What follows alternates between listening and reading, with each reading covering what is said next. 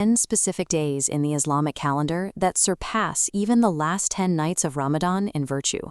The Quran elevates them with a direct oath, by the dawn, by the 10 nights. This calendar shows the projected window for 2026. The block of days spans from May 18th to May 28th.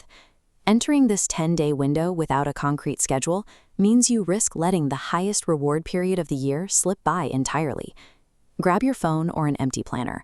We are going to build a definitive 9-step Dhul Hijjah action plan.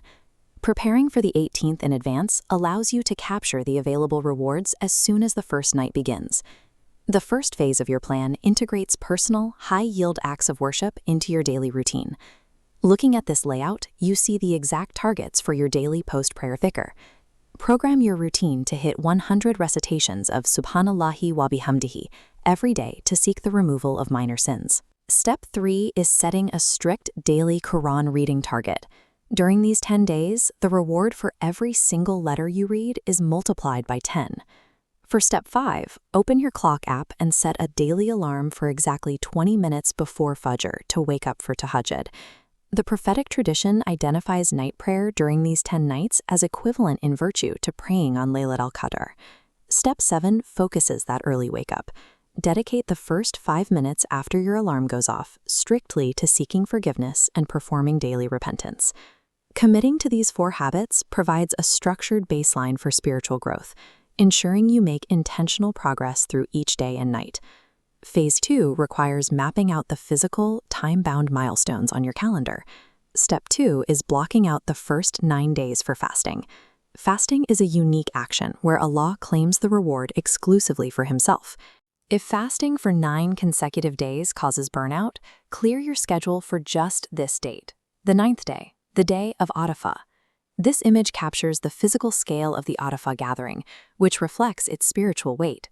Fasting on this single day expiates 2 full years of sins and frees more people from the fire than any other day of the year.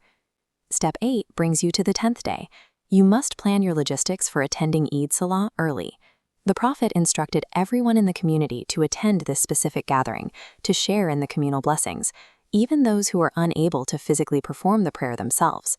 Securing the 9th and 10th days guarantees your participation in the peak communal milestones of the Islamic year, regardless of where you live. The final phase of the plan shifts the focus to how your resources can provide relief for others and long-term benefit for your family. Step 6 is automating a daily sadaqah. A donation of just £10 provides 100 fresh loaves of bread to families in conflict zones like Yemen and Syria. Step 4 is setting up a sadaqah jariyah in the name of a loved one who has passed away. Sadaqah jariyah is unique because the reward continues for as long as the project benefits the community, keeping the impact active long after the donor is gone. Step 9 is committing to the ultimate financial action of this period, booking a prophetic qurbani. A prophetic qurbani is distinct from a standard sacrifice. It is an additional, secondary offering made on behalf of someone else in the Ummah who cannot afford it.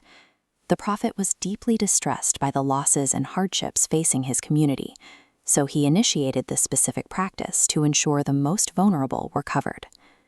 Executing these financial steps translates your resources into immediate relief for the global Ummah and a lasting record of good deeds for your household. You now have a 9-part routine ready for execution during the most important 10 days of the year. This checklist links your daily habits, your scheduled physical worship, and your targeted charitable giving into one cohesive routine. These dates are approaching rapidly. Delaying your setup means you will lose days of multiplied rewards, so you can enter the first of Dhul Hijjah spiritually focused and fully prepared.